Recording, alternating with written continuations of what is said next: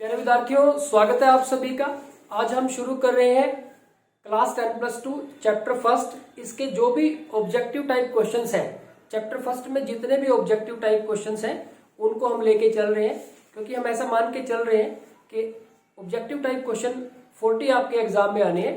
तो जो बुक में ऑब्जेक्टिव टाइप क्वेश्चन है वो सारे ही वेरी इंपॉर्टेंट है। तो हमने चैप्टर 1 में जितने भी ऑब्जेक्टिव टाइप क्वेश्चन है उनको लिया है यहाँ पे इस लेक्चर में। तो प्यारे बच्चों, देखते हैं एक्सरसाइज 1.1 में जो ऑब्जेक्टिव टाइप क्वेश्चन है। यहाँ पे 15 क्वेश्चन हमारे पास ऑब्जेक्टिव टाइप क्वेश्चन है। इसमें कहा गया है R with the relation in the set है 1 2 3 4 गिवन बाय आर। इसके अंदर एलिमेंट है 1 2 2 2 1 1 4 4 1 3 3 3 और 3 2। तो इसमें पूछा गया है, ऑप्शन है A R is reflexive and symmetric but not transitive. Option B में reflexive and transitive but not symmetric. R is symmetric and transitive but not reflexive, और आर इज इक्विवेलेंस रिलेशन। तो ये चार ऑप्शन दिए हुए, मतलब बात हो रही है रिफ्लेक्सिव, सिमेट्रिक और ट्रांजिटिव पे।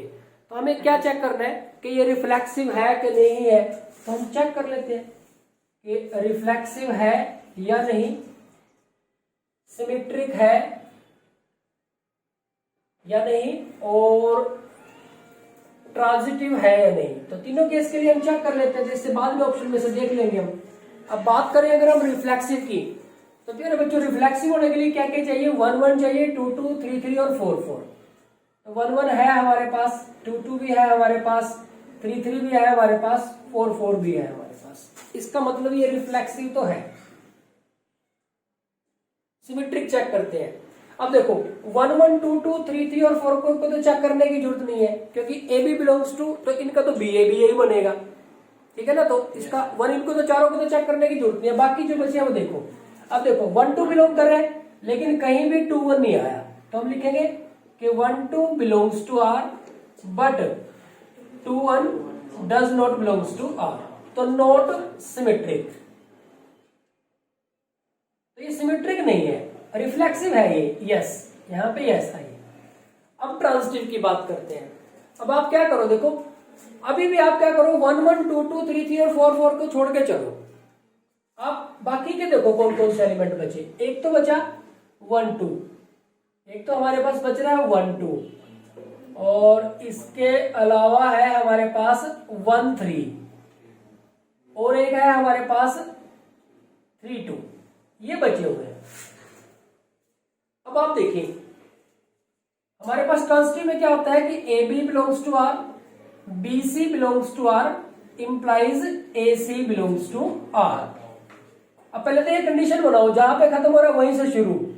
ऐसा ढूंढो कोई जहां से शुरू। देखो यहां पे आ रहा है, देखो 1 3 belongs to R, 3 2 belongs to R, a b b c, तो 1 2 बिलोंग करना चाहिए आर से, कर रहा है। देखो 1 3 3 2, तो 1 2 भी कर रहा है। तो यस, क्या हो गया? ट्रांजिटिव हो गया। तो जब बहुत सारे एलिमेंट दे रखे हो तो ट्रांजिटिव चेक करने में थोड़ी दिक्कत होती है। तो उसका सबसे आसान तरीका क्या है कि जो 1 1 2 2 3 3 और 4 4 ये जो सेम एलिमेंट है उनको छोड़ देते हैं। बाकी जो बचे हैं उनमें सबसे पहले हमें ये देखना है कि जहां पे ये बी है तो आगे बी से ही शुरू हो, ऐसा एलिमेंट ढूंढना है। अब देखो ये कंडीशन यहां तो बन नहीं रही, तो दोनों एक जैसे ए पे ही आ गए। अब इस पे और इस पे देखें तो ये ए बी बी सी ये भी नहीं बन रही, लेकिन इसको आगे लिखें तब भी नहीं बन रही। 3 2 1 2 तब भी नहीं बन रही, लेकिन यहां से बन रही है। देखो ए बी बी सी, तो ए सी बनेगा 1 2 1 2 इसके अंदर है, इसका मतलब ट्रांजिटिव भी है ये हमारे पास। क्लियर है बात ये? तो अब यहां से ऑप्शन में देखो, पहला ऑप्शन था आपका are is reflexive and symmetric but not transitive. नहीं, हमारा तो ट्रांजिटिव है, तो पहला ऑप्शन तो नहीं हो सकता। बी ऑप्शन में है are is reflexive and transitive but not symmetric, तो ये सही है हमारा ऑप्शन। इक्विवेलेंस भी नहीं है ये, इक्विवेलेंस तो तब होता है जब तीनों होते हैं, तो यानी कि यही हमारा ऑप्शन सही है। B option is the right option. Next एक और क्वेश्चन दिया हुआ है यहाँ पे 16 जो क्वेश्चन है हमारा, वो भी ऑब्जेक्टिव टाइप में आपके पास दिया हुआ है इसी एक्सरसाइज के लिए। इसमें है हमारे पास 16 1.1 के लिए जो 16 क्वेश्चन है, let R be the relation in the set n given by R is equal to, इसके अंदर वो सारे ऑर्डर्ड पेयर है such that A is equal to B minus 2, B is greater than 6। Choose the correct answer. Correct answer choose करना है। Option A में है कि 2 4 belongs to R, option B में है 3 8 बिलोंग्स टू R, ऑप्शन सी में है 6 8 बिलोंग्स टू R, और ऑप्शन डी में है 8 7 बिलोंग्स टू R। तो ये हमारे पास एक क्वेश्चन और है। n का मतलब नेचुरल नंबर, जो रिलेशन है वो नेचुरल नंबर पे है, नेचुरल नंबर से नेचुरल नंबर पे है। अब आप देखिए कि इसके अंदर वो सारे ऑर्डर्ड पेयर हैं, कैसे है कि a is equal to b minus 2। इसमें लिखने का कम होता है, समझने की चीज ज्यादा होती है। अब देखो, अब इसके हिसाब से देखो a नेचुरल नंबर है यानी कि पॉजिटिव है, तो आप इससे कुछ अंदाजा लगा सकते हैं कि कौन बड़ा है, a की वैल्यू ज्यादा होगी कि b की वैल्यू ज्यादा होगी।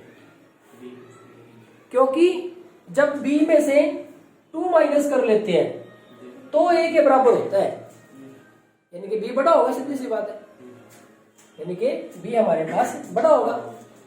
क्योंकि देखो 6 तो 8 माइनस 2 के इक्वल होगा ना, तो यहाँ a is equal to b minus 2 है, तो a हमारा 6 हो गया और b हमारा 8 हो गया। तो यहाँ पे कंडीशन फॉलो करने के लिए, यानी कि हमारा जो b है, b में से अगर 2 कम करते हैं तो a के इक्वल बनता है, यानी कि b बड़ा होगा, सीधी सी बात है। एक तो बात ये है, ठीक है। अब b कितना बड़ा होगा, कितना ज्यादा होगा a से? 2 ही ज्यादा होगा, 2 ज्यादा होगा। देखो b में से 2 कम करते हैं तो ये हमारे पास a के बराबर हो जाता है, यानी कि b a से 2 ग्रेटर है। अब यहाँ देखो b a से 2 ग्रेटर है, ठीक है बात, यहाँ नहीं, ये तो हो ही नहीं सकता, ये तो किसी भी कीमत पे नहीं हो सकता। ये भी हो सकता है और ये भी नहीं हो सकता। 8 7 है, 2 का डिफरेंस है ही नहीं इनमें, तो ये तो हो गया। अब दूसरी बात उसने क्या कहा कि b है जो वो 6 से ग्रेटर है, लेकिन ये जो b है वो 4 है, 6 से लेस है, तो ये भी नहीं हो सकता। तो एक्चुअल में हमारे पास जो बचा वो क्या बच गया? c बच गया। तो ये हमारे पास इसका आंसर आ गया। तो इस तरह से सोचना है आपको, ठीक है। यहाँ तो ऑप्शन से ही क्लियर हो रही है बात कि जो a है वो b माइनस 2 है, a is equal to b minus 2, यानी कि b में से 2 माइनस करेंगे तो a के इक्वल बनेगा। b हमारा देखो ये है, तो 4 माइनस 2 2, ठीक है बात भाई, लेकिन b 6 से ग्रेटर है, ये 6 से ग्रेटर नहीं है, गलत हो गया। 8 में से 2 माइनस करेंगे तो 6 बढ़ता है, ये तो वैसे नहीं हो सकता। 8 में से 2 माइनस करेंगे 6, ठीक है, और b हमारा 8 है, 6 से ग्रेटर भी है, तो सही है। यहाँ पे आ जाओ, 7 में से 2 माइनस करोगे तो 8 नहीं बनता है, 5 बनेगा, तो ये वैसे ही गलत हो गया। तो सी हमारा राइट ऑप्शन हो गया। तो ये हो गया हमारे पास 2 क्वेश्चन आपके पास एक्सरसाइज 1.1 में दिए हुए थे, ऑब्जेक्टिव टाइप क्वेश्चन है। लेकिन हमारे पास अगर पूरा ओवरऑल एक्सरसाइज की बात करें तो रिफ्लेक्सिव, सिमेट्रिक और ट्रांजिटिव हमने सारे की बात कर ली, इसमें तो सारी बातें आई गई इसमें। नेक्स्ट आगे बढ़ते हैं एक्सरसाइज 1.2 पे।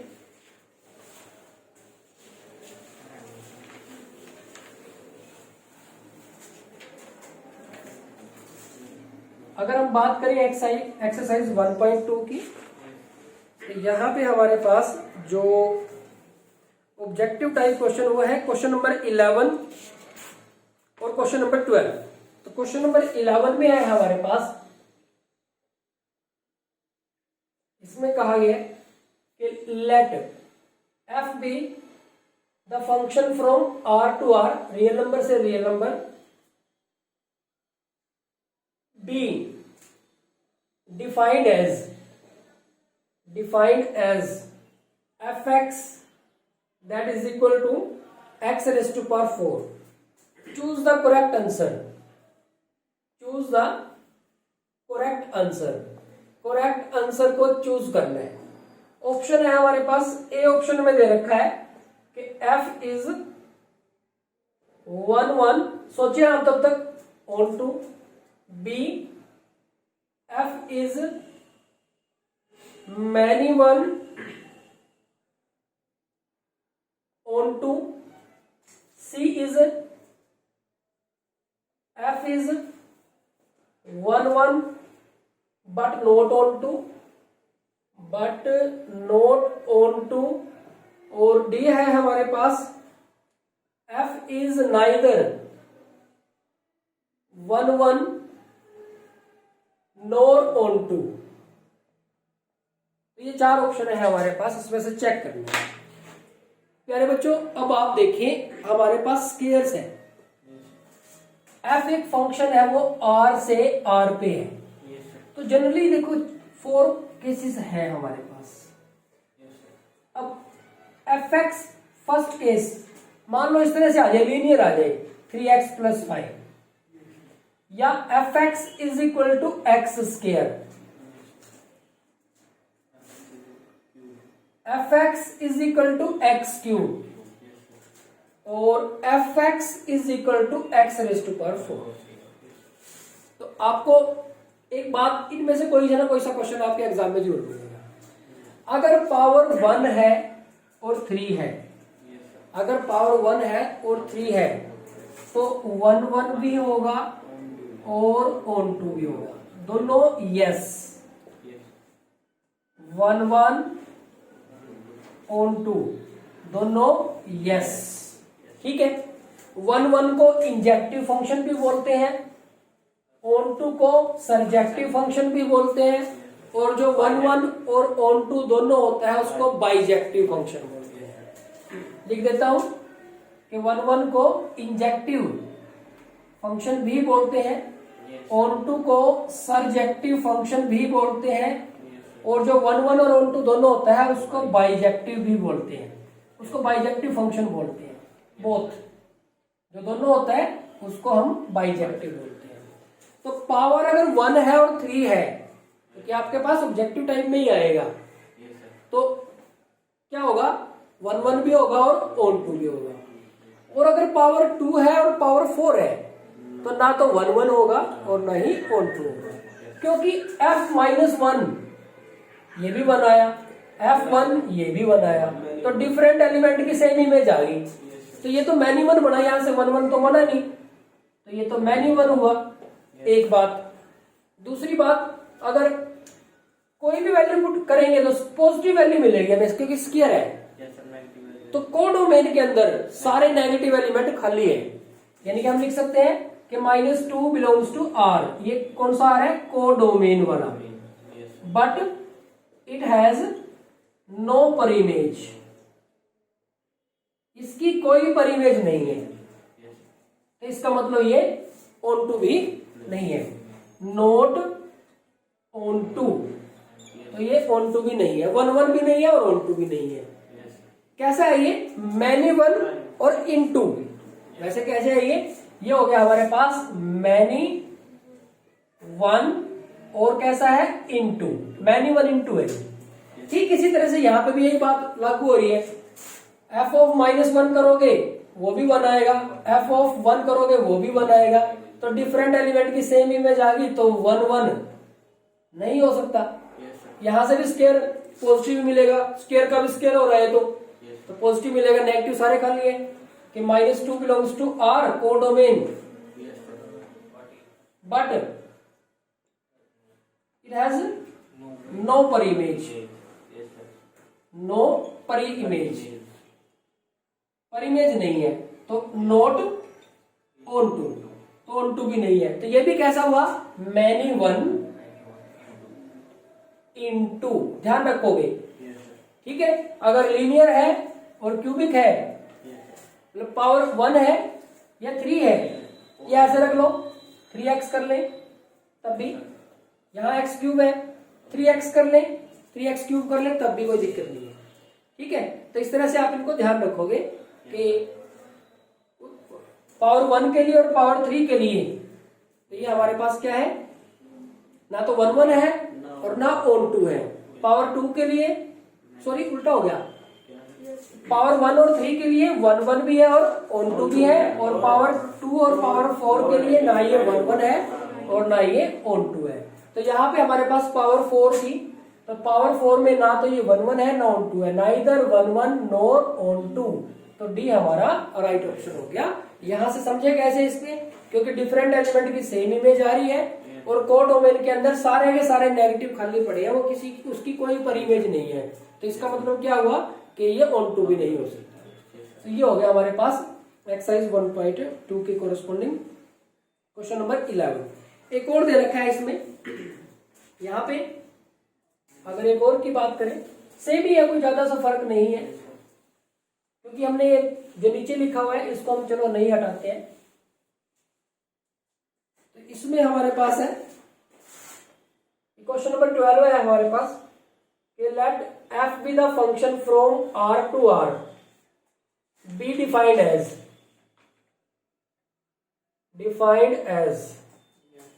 fx that is equal to 3x.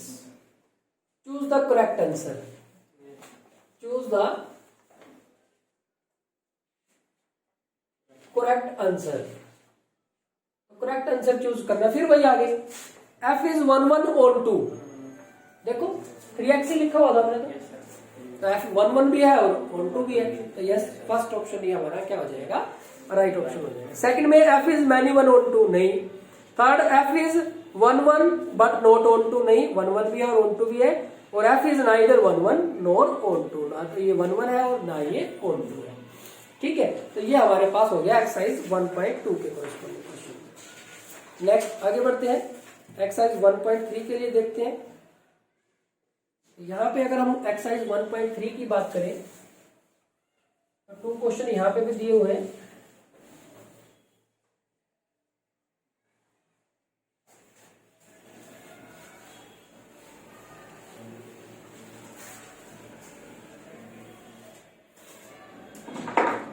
Exercise 1.3 में हमारे पास एक क्वेश्चन है, क्वेश्चन नंबर 13। क्वेश्चन नंबर 13 में f is a function from r to r be given by ये गिवन है fx that is equal to 3 minus x cube और 1/3, then f of fx is a x raised to power 1/3, b x cube, c x और d 3 minus x cube. तो हमें f of f composite function calculate करना है, तो क्या लिखोगे, f of fx यानी कि f इंटू fx।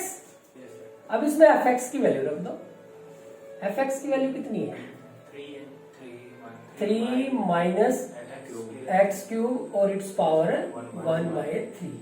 अब ये समझना है प्यारे बच्चों, मान लो आपके पास fx की वैल्यू 2x प्लस 3 हो तो और आपको f ऑफ 2 निकालना पड़ जाए, तो क्या करेंगे, x की जगह पे 2 पुट कर देंगे, ये आएगा।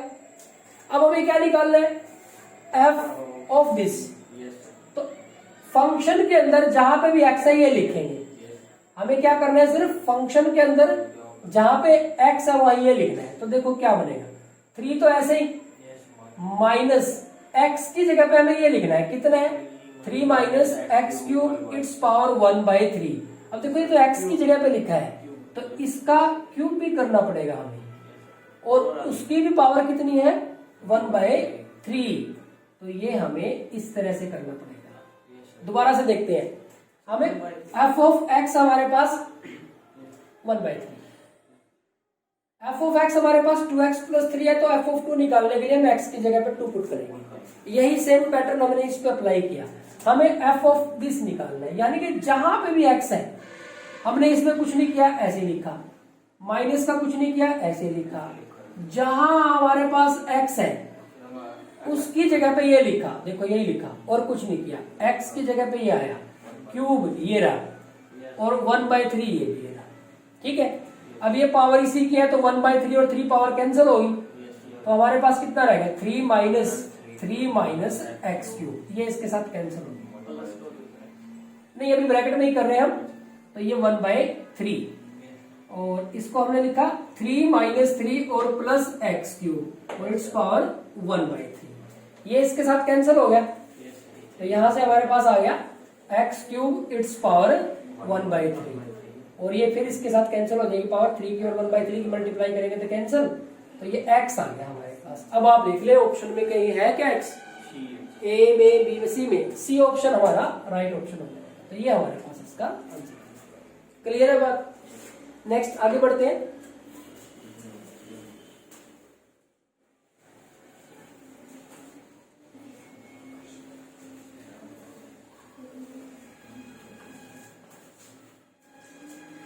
एक क्वेश्चन और है हमारे पास 14 के let f be the function from r minus -4/3 to r be a function as fx that is equal to 4x divided by 3x plus 4.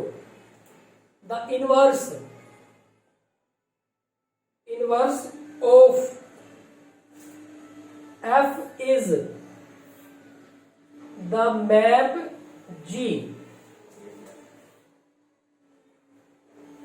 Mapping भी कह सकते हैं, रेंज f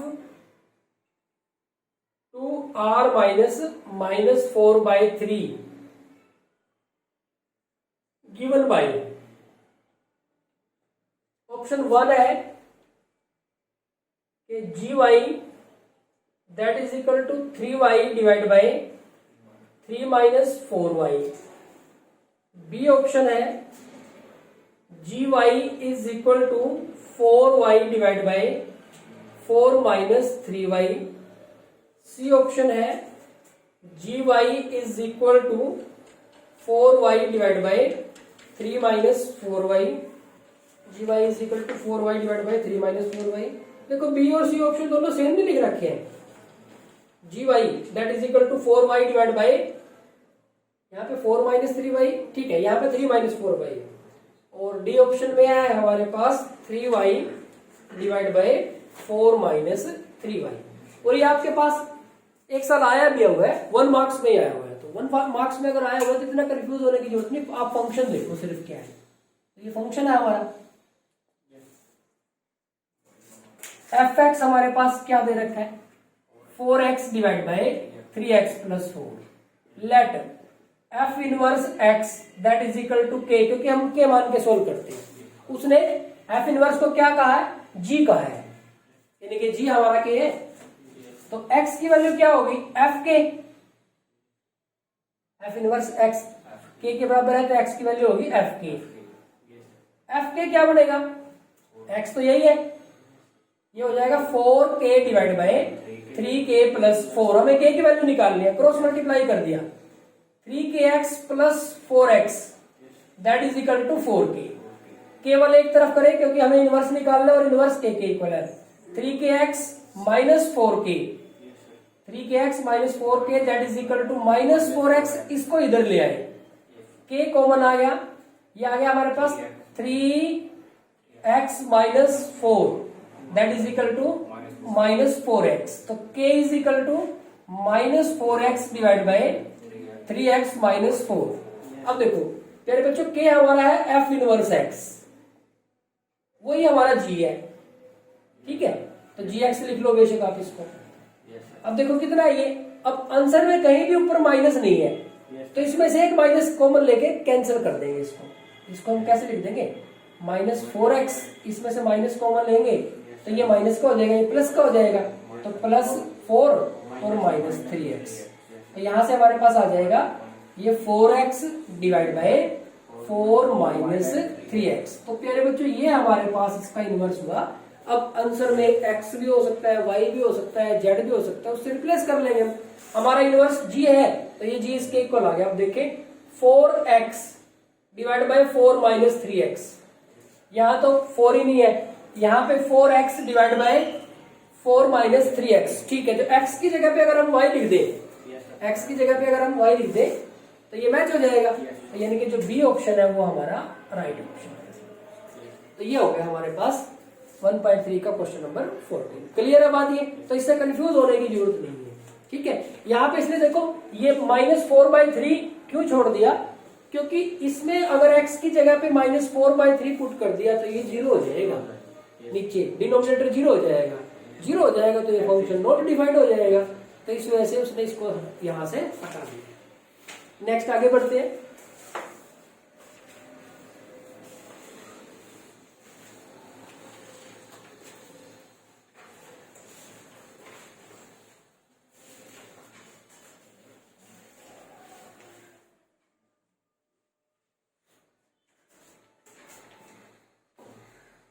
ये 1.3 के हो गए हमारे पास। नेक्स्ट 1.4 के लिए देखते हैं।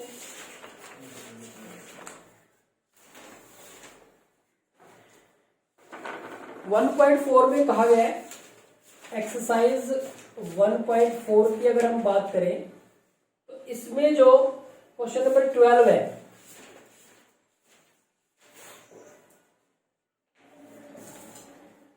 इसमें ट्रू फॉल्स है, क्योंकि आपके पास ट्रू फॉल्स भी आ सकते हैं ऑब्जेक्टिव टाइप में। तो इस वजह से मैंने क्वेश्चन नंबर 12 को ले लिया है।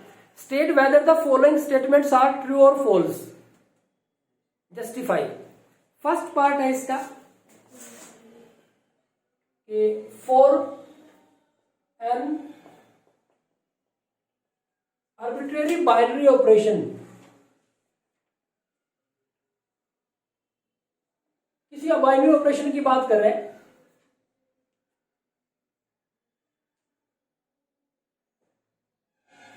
Star on a set n,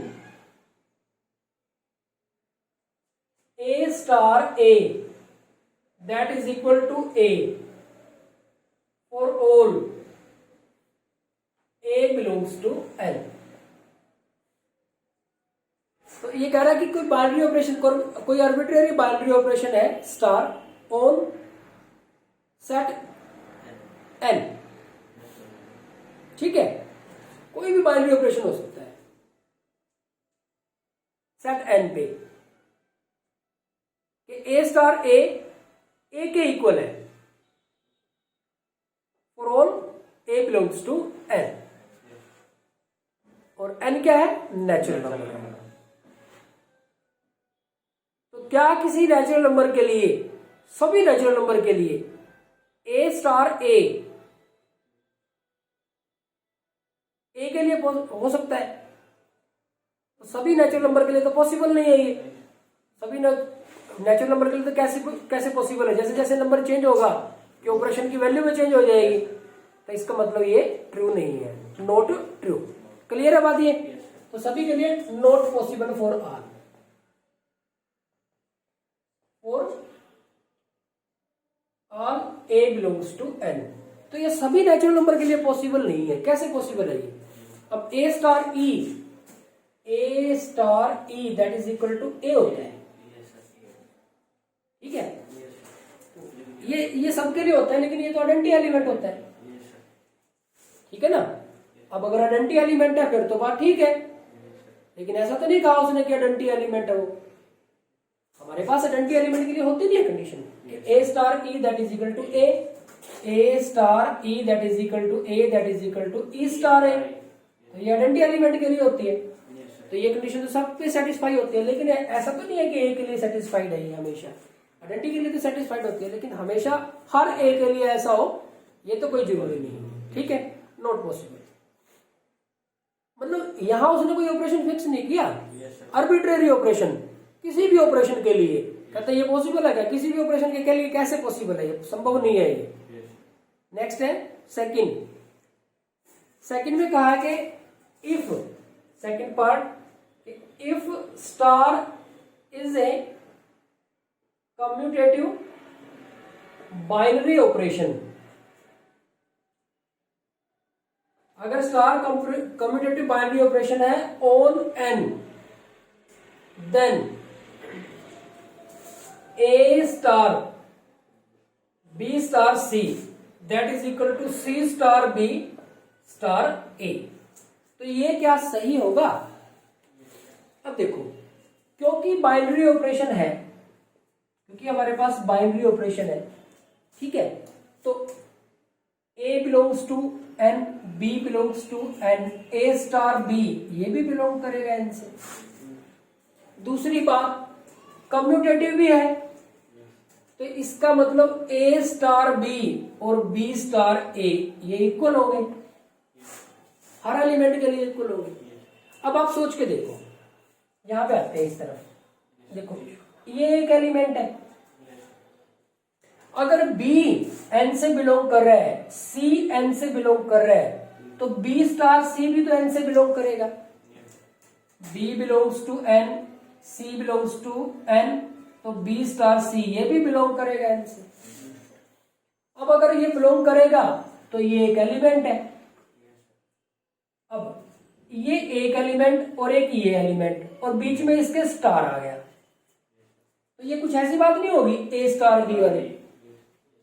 तो ये अगर A स्टार B है तो क्योंकि कम्यूटेटिव है तो मैं इसको B स्टार A भी लिख सकता हूं, तो यानी कि ये आगे लिख सकता हूं B स्टार C और स्टार A, इसको ऐसे लिख सकता हूं।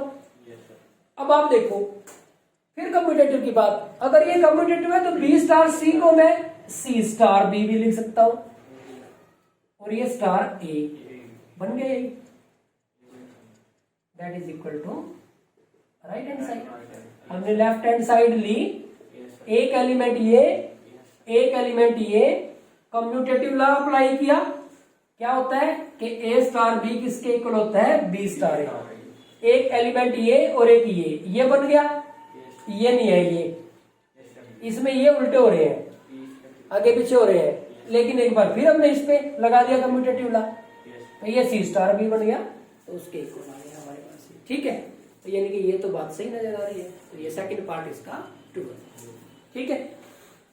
नेक्स्ट है, इसमें एक और दिया हुआ 13, ये हमारा 12 था, तो 13 की अगर बात करें,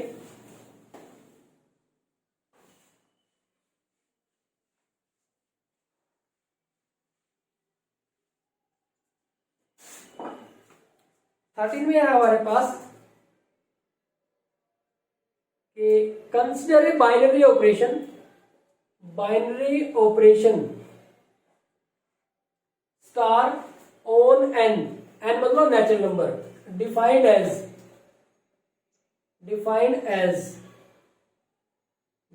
as a star b that is a cube plus b cube. Choose the correct answer, correct answer को चूज करना है। एक ऑप्शन है कि ये both associative and commutative, B में है commutative but not associative, C में है एसोसिएटिव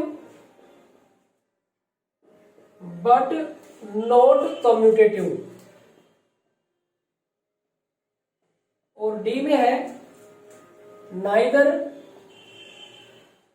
कम्यूटेटिव नॉर एसोसिएटिव। तो ये चार ऑप्शन दिए हुए हैं हमारे पास। कम्यूटेटिव कब होता है अभी? कम्यूटेटिव जब ए स्टार बी और बी स्टार ए इक्वल होते हैं। और एसोसिएटिव कब होता है? जब ए star B star c equal हो ए स्टार बी स्टार सी। आगे पीछे करने से कोई फर्क नहीं पड़ेगा। अब देखिए, फर्स्ट ए स्टार बी क्या है? ए क्यूब प्लस बी क्यूब। ए स्टार बी तो हमारे पास ये बना, और बी स्टार ए क्या बनेगा? बी क्यूब प्लस ए क्यूब। और बी क्यूब प्लस ए क्यूब को तो हम ए क्यूब प्लस बी क्यूब लिख सकते हैं। ए प्लस बी प्लस, इसमें तो कोई फर्क नहीं पड़ता, आगे पीछे प्लस ही तो कर रहे हैं। आगे पीछे 2 में 3 प्लस कर दो, 3 में 2 प्लस कर दो, उससे तो क्या फर्क पड़ेगा। तो देखो दोनों सेम हो गए, तो इसका मतलब ए स्टार बी और बी स्टार ए तो इक्वल होते हैं, यानी कि यस ये हमारे पास कम्यूटेटिव है, कम्यूटेटिव तो है। अब एसोसिएटिव में देखो, यहां पे दोनों साइड इकट्ठी सोल्व कर लेते हैं। ए स्टार बी कितना, ए क्यूब प्लस बी क्यूब और स्टार सी, यहां से ए ऐसे ही स्टार बी स्टार सी क्या बनेगा, B cube plus c cube. अब ये ध्यान से करना, आगे देखो ये सारा एक एलिमेंट है और ये सारा दूसरा एलिमेंट है और बीच में क्या है, स्टार। स्टार क्या करता है, दोनों का क्यूब करके उसको प्लस कर देता है, यानी कि ये सारा ए है और ये सारा बी है। तो क्या करोगे आप, ए क्यूब प्लस बी क्यूब, इसका क्यूब और प्लस सी का क्यूब, क्योंकि ये सारा ए है और ये सारा बी है। और यहां से देखो ये सारा ए है और ये सारा बी है, तो ये a cube plus b cube plus c cube, इसका क्यूब। ठीक है, अब सोच के देखो क्या ये इक्वल होंगे, नहीं, ये तो इक्वल नहीं लग रहे हमें किसी भी कंडीशन पे। आप चाहो तो ये फॉर्मूला लगा के और भी सोल्व कर सकते हो। ए प्लस बी क्यूब कितना होता है, ये एक्स प्लस वाई का क्यूब कितना होता है, x plus y its cube और cube, x cube plus y cube plus 3xy और ये एक्स प्लस वाई। ठीक है, तो ये वाला भी फॉर्मूला इसको अप्लाई कर सकते हो इस पार्ट पे। क्लियर है बात ये? तो देखो ए क्यूब से कितना बनेगा, a रेज़ टू पावर 9 बन गया, ये b raise to power 9 b cube से plus 3ab a cube b cube, 3ab हो गया ना, और a plus b a cube plus b cube और ये c क्यूब ऐसे ही यहां पे अप्लाई करो। a क्यूब यहां पे भी यही फॉर्मूला लगेगा, b raise to power 9 c raise to power 9 3b cube c cube और ये b cube plus c cube. अब ये हो गया a raise to power 9 plus b raise to power 9 plus 3a raise to power 6 b cube और 3a cube b raise to power 6 और plus c cube. Clear है बात ये? इधर आ जाओ, a cube plus b raise to power 9 c raise to power 9 plus 3b raise to power 6 c cube. ठीक है, plus 3b cube c raise to power 6। अब देखो यहां तो a रेज़ टू पावर 9 है और यहां a क्यूब है, सेम का है, ये तो सेम नहीं हो सकते, तो नॉट ट्रू। इसका मतलब क्या हुआ, कम्यूटेटिव तो ये हो गया लेकिन ये एसोसिएटिव नहीं है। ठीक है, एग्जाम्पल भी लेके कर सकते हो, जैसे कोई सिंपल सा एग्जाम्पल ले लो, कैसे 1 स्टार 2 स्टार 3 और ये 1 स्टार 2 स्टार 3 ये ले लिया। ठीक है, देखो 1 स्टार 1 का क्यूब 1 और 2 का क्यूब 8, तो ये 9 हो गई, तो ये 9 स्टार 3 बन गया। अब ये 9 का क्यूब, अब हमें 9 का क्यूब प्लस 3 का क्यूब करना है, 9 का स्क्वायर होगा 81 और फिर 9 से की तो 9 और ये 72 प्लस ये हमारे पास 27 आ गए। तो इनको हमने जब प्लस किया, इसको हटा देते हैं यहाँ पे, इस लेफ्ट साइड को कर रहे हैं अभी, 16 से 6 5 और ये हमारे पास 7। अब इधर आ जाओ, देखो ये 1 तो ऐसे ही, 2 से 8 मिलेगा 2 का क्यूब और ये 27 मिलेगा, तो ये 35 हो गई, तो ये 1 का क्यूब आ जाएगा और ये 35 का क्यूब आ जाएगा। अब देखो ये तो बहुत ज्यादा बढ़ जाएगा इसका मुकाबले, 35 का स्क्वायर, 35 का जब स्क्वायर करोगे आप तो ये आ जाएगा 1225 स्क्वायर, और इसकी 35 से और मल्टीप्लाई करनी है, फिर उसमें 1 प्लस करना है कि 1 का क्यूब तो ये 1 होगा, तो ये तो बहुत ज्यादा हो जाएगा ये वाला पार्ट, तो ये इक्वल नहीं आए, इसका मतलब एसोसिएटिव नहीं है। ठीक है, तो यहां से इस तरह से भी आप इसको कर सकते हैं। जनरल चलोगे तो इस तरह ही चलोगे, आपको मतलब सोचना है कि किस तरह से सोच पाओ, किस तरह से फास्ट तरीके से सोच पाते हो, उस तरीके से आप इसको सोल्व करेंगे। तो ये हो गया हमारे पास एक्सरसाइज 1.4 के क्वेश्चन। इसके बाद मिसलेनियस में भी एक दो क्वेश्चन दिए हुए हैं objective type.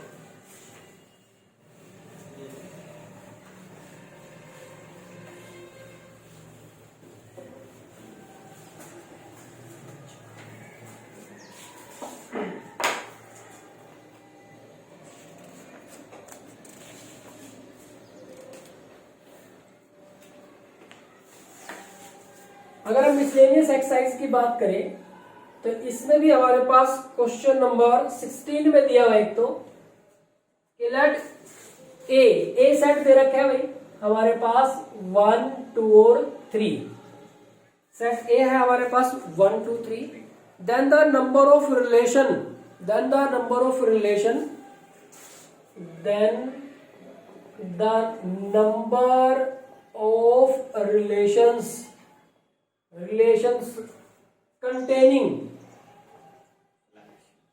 containing 1 2 and 1 3 which are reflexive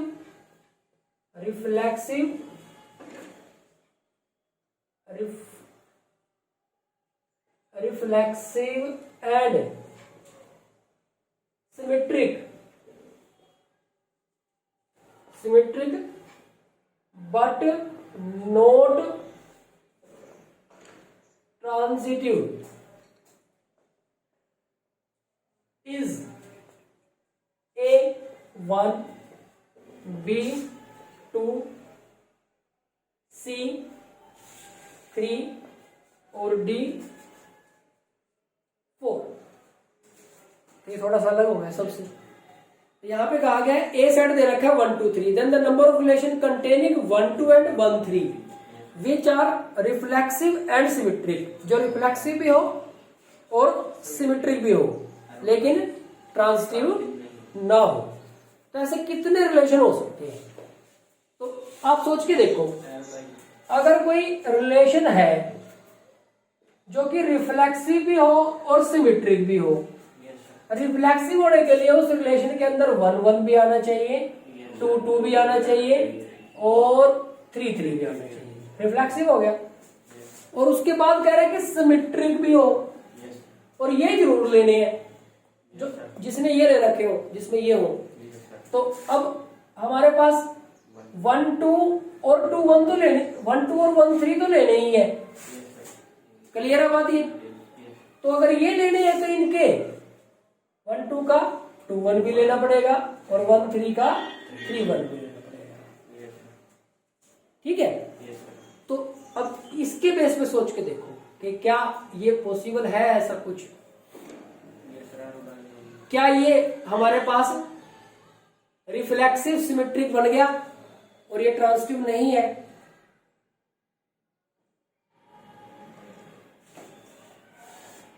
उसने ये पूछा है कि the number of relations containing 1 2 and 1 3, जिसमें 1 2 और 1 3 हो। इसमें 1 2 और 1 3 है भाई, ये रिफ्लेक्सिव है, सिमेट्रिक है, क्या ट्रांजिटिव है? ट्रांजिटिव का चेक कर लो एक बार, ट्रांजिटिव की कंडीशन बनाओ पहले।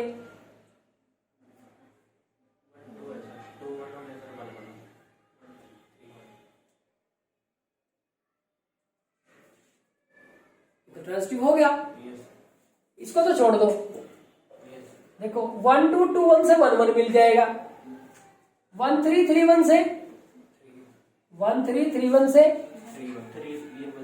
1 1 मिल जाएगा, 1 3 3 1 से भी 1 1, बाकी कोई कंडीशन ही नहीं बनती। लेकिन ये तो ट्रांजिटिव भी हो गया। किसको छोड़ दे? 1 1 और 2 2 तो 1 1 नहीं, 1 2 और 2 3 1 3 तो लेना ही है। अगर 1 1 छोड़ दिया तो फिर ये रिफ्लेक्सिव नहीं रहने का। रिफ्लेक्सिव भी होना चाहिए, सिमेट्रिक भी होना चाहिए, ट्रांजिटिव नहीं होना चाहिए और उसके अंदर ये दोनों भी होने चाहिए। ये दोनों तो जरूर हो, बाकी कुछ और हो चाहे ना हो। अब ये दोनों तो पक्का लेने दे, ये वाला भी और ये वाला भी। इनको हम छोड़ नहीं सकते क्योंकि ये छोड़ दिए तो रिफ्लेक्सिव नहीं रहने के। ये लेने की वजह से ये भी लेने पड़े, सिमेट्रिक पूरा करने के लिए। Yes sir. लेकिन समस्या क्या होगी, ये सारे लेने से ये ट्रांजिटिव हो गया, ये तो ट्रांजिटिव हो गया, यस सर। और हमें क्या करना पड़ेगा, नॉट ट्रांजिटिव। नो ट्रांजिटिव लेना है, ये ट्रांजिटिव नहीं हो। Yes sir. तो ट्रांजिटिव नहीं हो तो हमारे पास क्या करना पड़ेगा, देखो कितने एलिमेंट आ गए, 1 2 3 4 5 6 7। Yes sir. अब हमारे पास बच कौन कौन गया ये देख लो, एक तो 2 3 बच गया, 2 3, यस सर। और एक 3 2 बच गया, 2 3 बच गया और 3 2 बच गया। अब मैं अगर यहां पे 2 3 ले लेता हूं, अगर मैं यहां 2 3 लेता हूं, अभी ट्रांजिटिव नहीं है, यह है, नो सर। 1 3 नहीं आता है। कैसे ट्रांजिटिव नहीं है बताओ मुझे।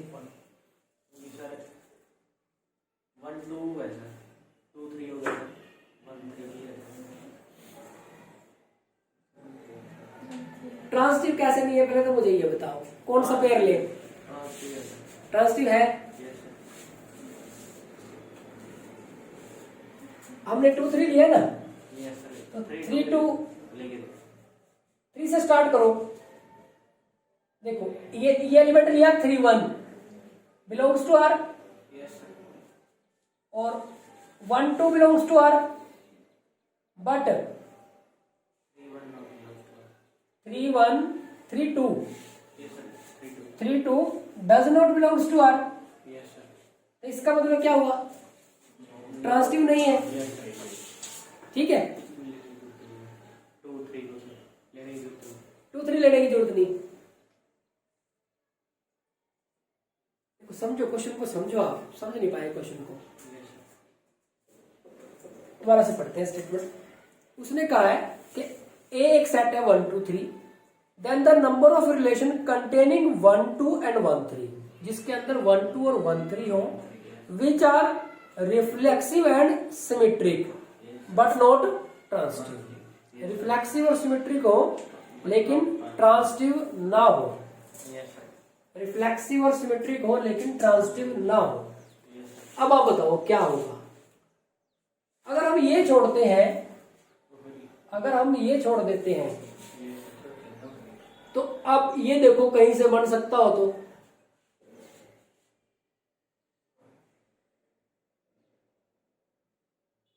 फिर ये ट्रांजिटिव नहीं बनता, यस सर।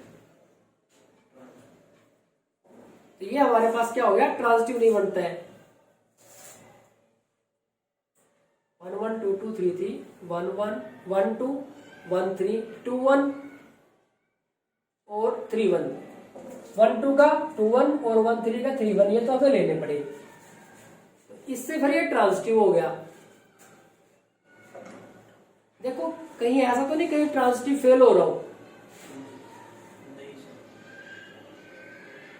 कहीं भी कहीं नहीं लेना पड़ेगा।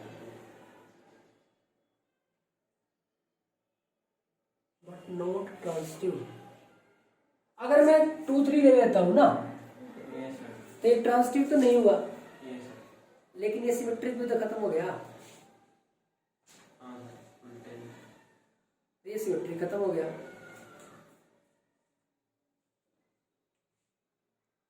सिमेट्रिक बनाने के लिए मुझे 3 2 लेना पड़ेगा,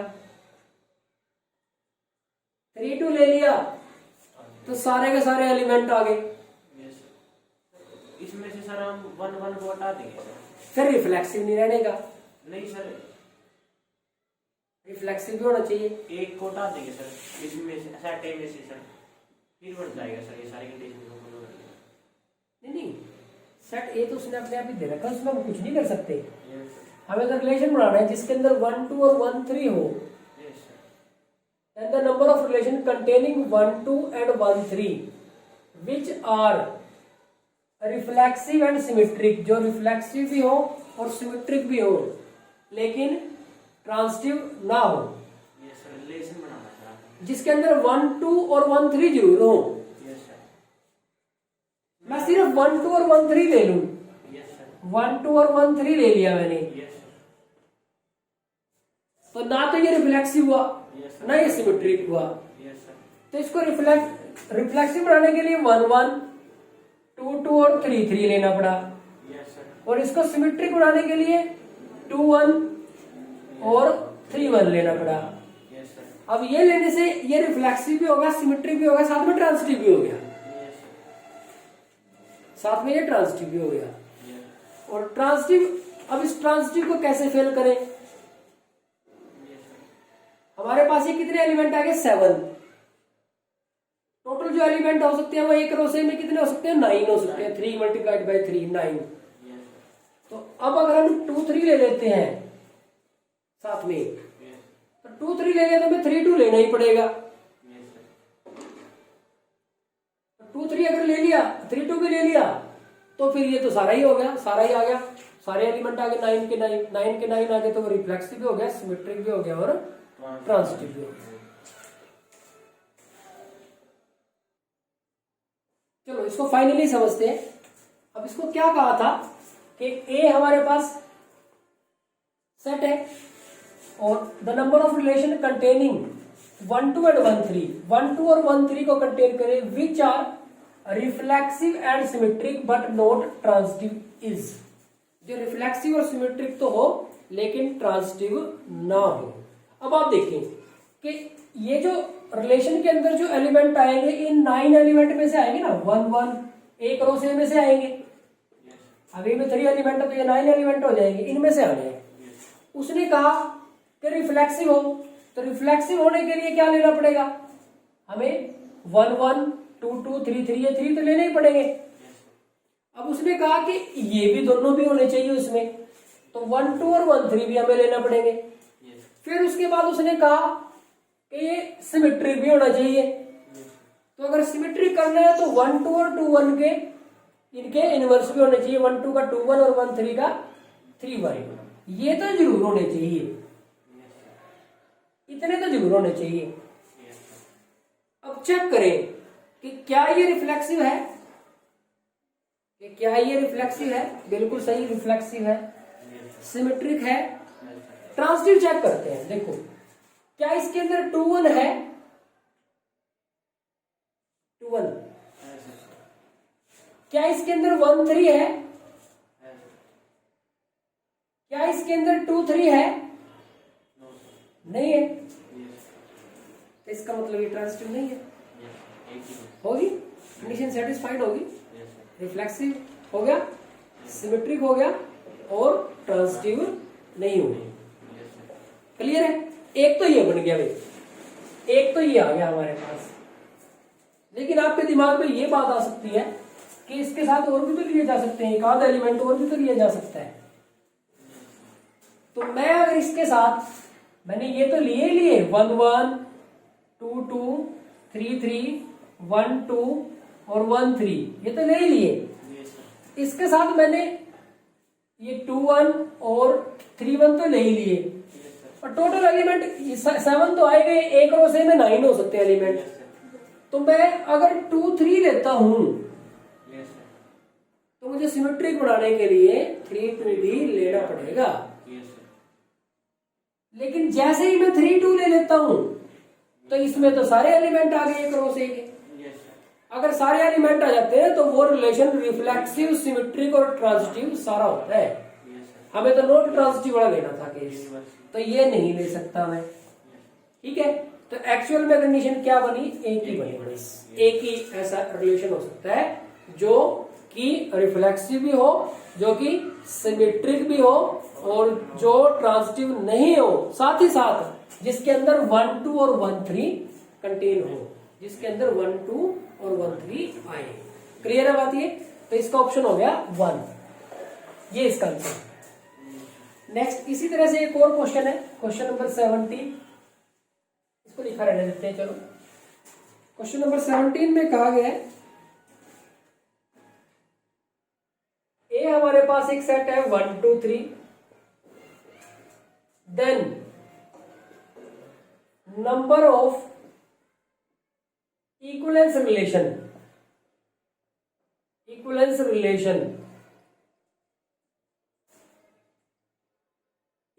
relations containing containing 1 2 is A 1 B 2 C 3 और D 4। अब देखो इक्वलेंस ऐसा ही क्वेश्चन है जैसा। अब देखो इसमें एलिमेंट आते हैं रिलेशन के अंदर एक रो से में से।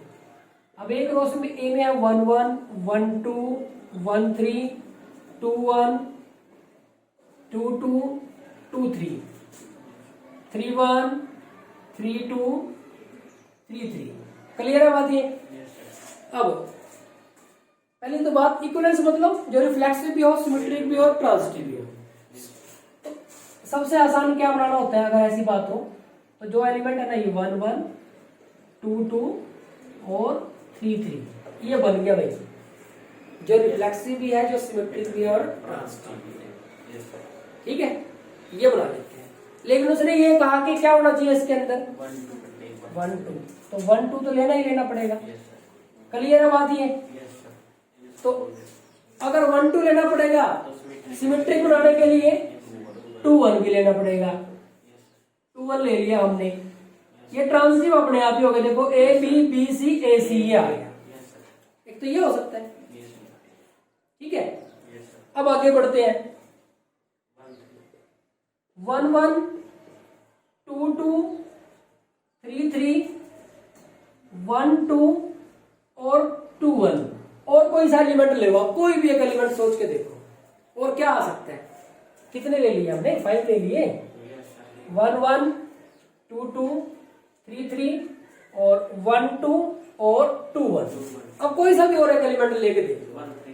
1 3 ले लिया आपने, 1 3 अच्छा लगा तो 1 3 ले लिया। 3 1 तो लेना पड़ेगा, नहीं तो ये सिमेट्रिक नहीं होगा। तो 3 1 तो मुझे लिखना ही पड़ेगा। ठीक है, अब थोड़ा सा अपने दिमाग में ये सोचो कौन रह गया। एक तो 2 3 रह गया और एक 3 रह गया। ठीक है, अब आप इसमें ढूंढो कि क्या कहीं 2 1 है। इसमें 2 1 है। आप ढूंढो कहीं 1 3 है। आप ढूंढो क्या इसके अंदर 2 3 है। नहीं है, तो इसका मतलब ट्रांजिटिव नहीं है ये। ठीक है, तो ट्रांजिटिव करने के लिए क्या लेना पड़ेगा? 2 3।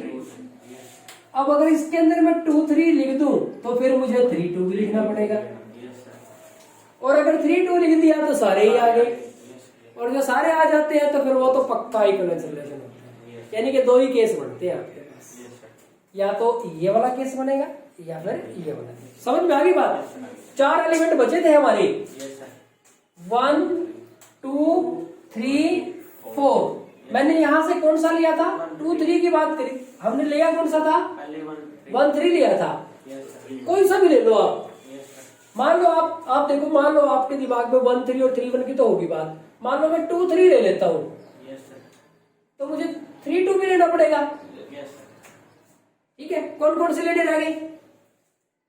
ये 2 1 3।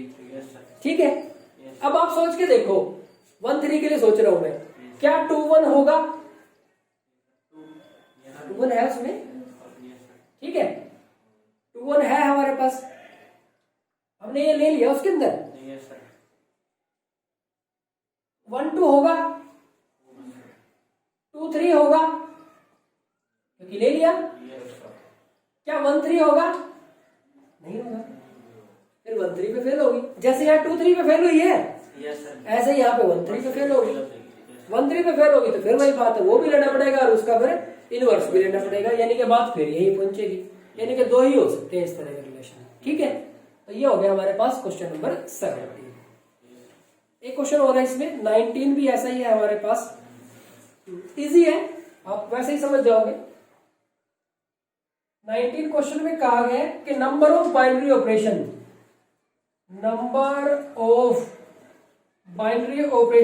On set A B R. ठीक है, नंबर ऑफ बाइनरी ऑपरेशन, इसका फॉर्मूला है 2n cross n। 2n cross n। n is the number of element, 2 raised to power दिख रहा है उसके अंदर? Yes. ठीक है, तो 2n की वैल्यू कितनी है? Yes, sir. Number of element 2, Yes, sir. तो 2 इंटू 2 Yes, sir. 2⁴ यानी कि 16। Yes. अब हमारे पास ऑप्शन है, ऑप्शन ए में है 10, ऑप्शन बी में है 16, सी में है 20 और डी में है 8। तो हमारा क्या आंसर आ गया? 16।